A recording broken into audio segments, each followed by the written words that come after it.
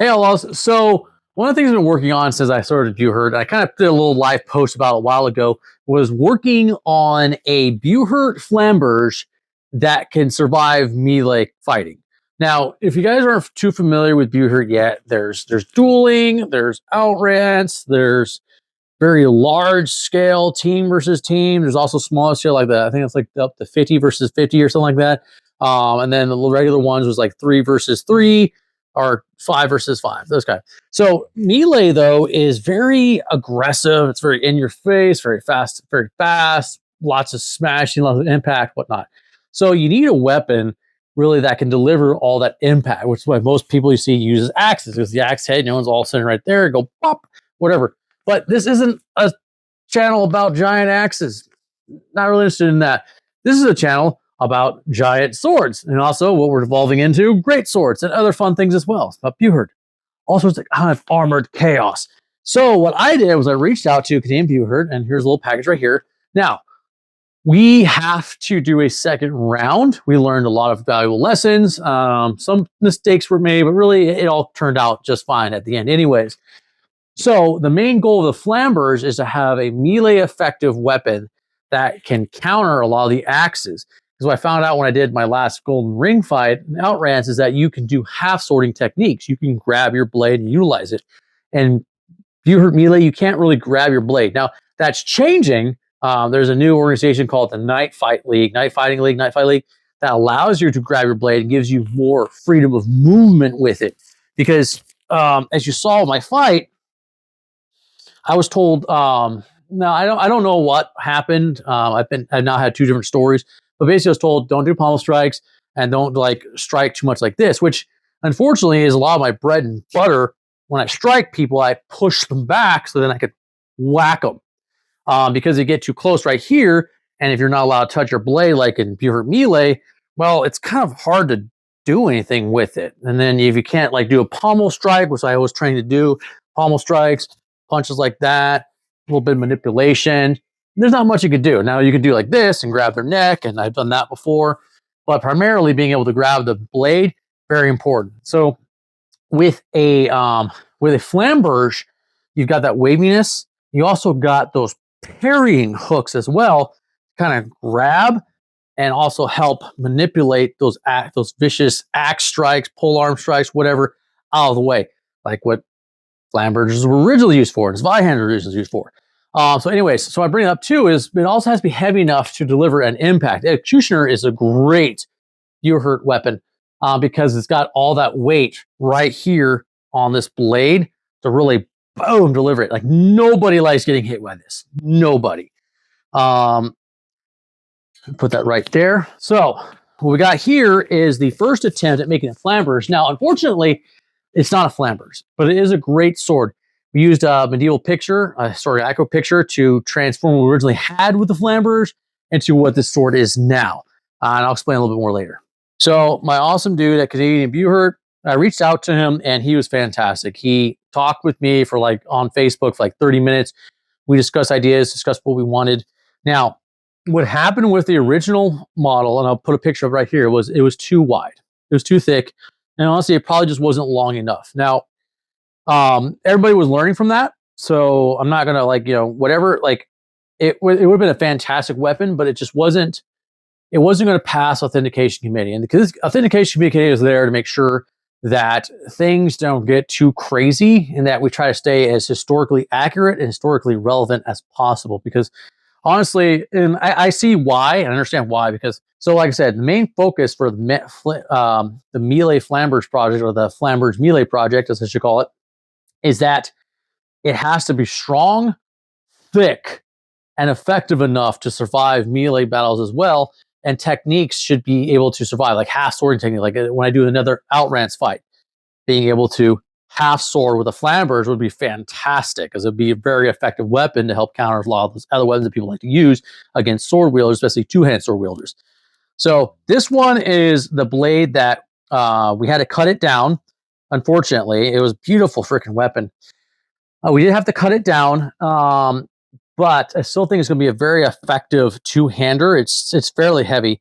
There's also a long sword in here I got for somebody for that one guy. You guys remember when I was using my executioner sword and it like basically just cut halfway through his freaking longsword, and then he like tapped me with the longsword and went. Good fun. All right, let's open this bad boy up. I want to save the sign, so I'm going to cut this out. That way,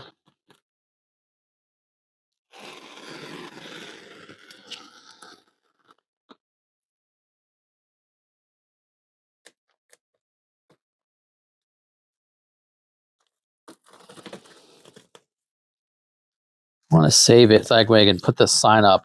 My little mini workshop area that I have here. Great guy to work with too, by the way. Highly recommended. Now he's made swords for other more famous YouTubers than me. Grant the Knight has had swords made by him. He had actually an executioner, which I'm tempted to have him make me an executioner. But for now, I want to get this melee Flamberge project up and running and really see what it can do. Now, the interesting thing about the Flamberge, again, like it was used in pike formations to counter pikes, spears, pole arms, all that stuff. I mean, you can look at it. That's what it's for. The waviness right there is meant to like catch poles and do as much damage to them as possible. I doubt there probably wasn't too many like one hand, like just one strike cut offs, but wearing down the pikes as they're trying to stab at you or trying to stab at your guys' information, that was definitely a thing. I know there's a lot of discussion about it too, like, hey, they were just meant to like, twirl around and control an area. I'm going to tell you right now, I'm not really buying that. I think that was a technique to be used, but I don't really believe that it was the main technique. Because you look at a lot of guys like myself, like when I train with this, when in full armor, I can hit with this thing, whack, punch, kicks for like 2.5 minutes, and I'm starting to get fairly gassed after like the second to third round. Now, the thing that somebody's just be constantly twirling it around, to me, that's just like a lot of wasted energy. So I think that was just a technique, but not the main use of it. I think the reason why people assume that's like the primary use is because it's not fully understood. Being in the military myself, all the knowledge and experience and tactics that we have don't always make it onto paper. They're not always documented and written down. And a lot of the HEMA community is like they have only what they have within the manuscripts and some basic explanations. But if you've been to like a dojo, you've been to fighting clubs, there's always going to be very huge different varied degrees of what's actually functional, what works, and what really was just kind of a flashy for show. And just like, hey, here's a technique to keep an idea of, just in case you're surrounded by people, you need to like freak them out a little bit. Okay, here we go. All right, so I had to cut through for a little bit. Now, so it's not a Flamberge, but it's a sword that we were able to, salvage from the first Flamberge attempt. Again, lessons learned. We're going to move on, and we're going to build an actual melee Flamberge and just keep working on getting it approved by the authentication committee. Okay, so this is a Greatsword that is based off of a manuscript or basically an effigy, not an effigy, an illustration from a manuscript. All right, I'll put it right here for you, and I'll pull this bad boy out. This is very nice. This looks like it would hurt to get hit with this a lot. Now, obviously I had to make it shorter, and the handle is also quite long too. And then my friend, Canadian Buhurt, gave me some of these. Thank you, sir. Beautiful. Beautiful. Okay, good. Still got that little wobble. Now, some people hate the wobble. I am not offended by the wobble. The wobble, especially like the executioner right here. What I find with the wobble is if you learn to understand wobble, if you become one with the wobble, if you wibble with the wobble, and the weeble wobbles and you don't fall down.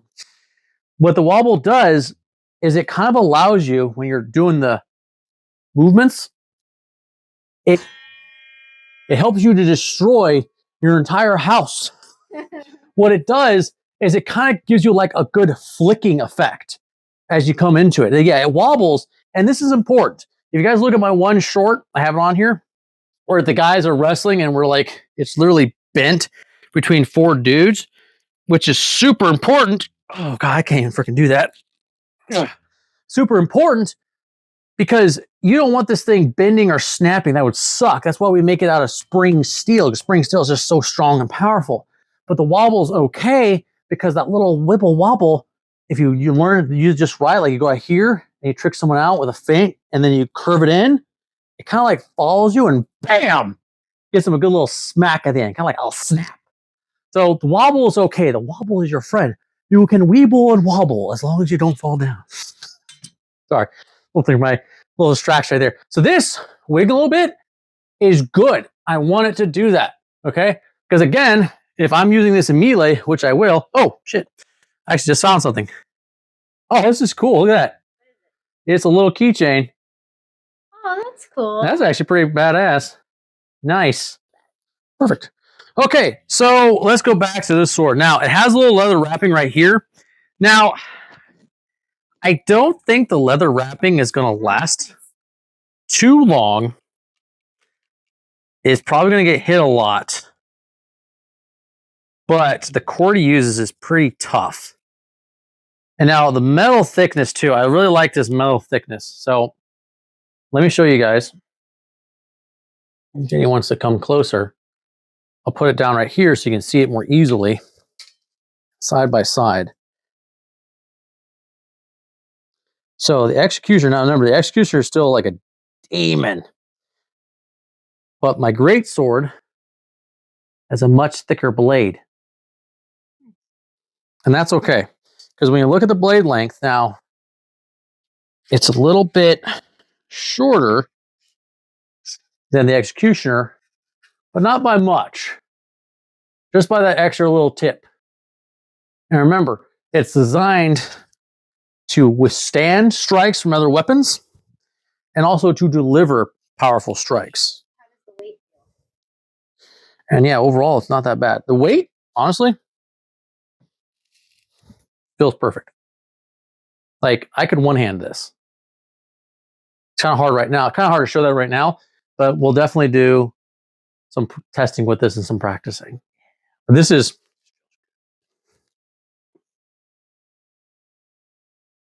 Oh, yeah. Oh, yeah.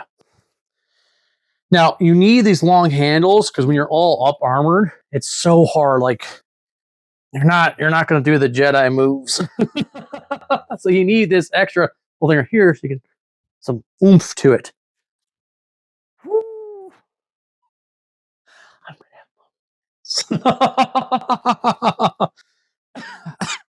Okay, so he has a little bit of decoration here on the pommel as well. You can see a little bit of brass. Yeah, it's pretty. And then he's got his insignia right there.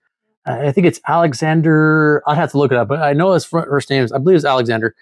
I know I should know that by now, but I just been not talking to his main account, Canadian Buhurt. So, but this is beautiful, man. Well done. Now, again, when you guys originally first saw this, it was super thick, had waviness right here. So I could understand why, yeah, it would not really match what they wanted.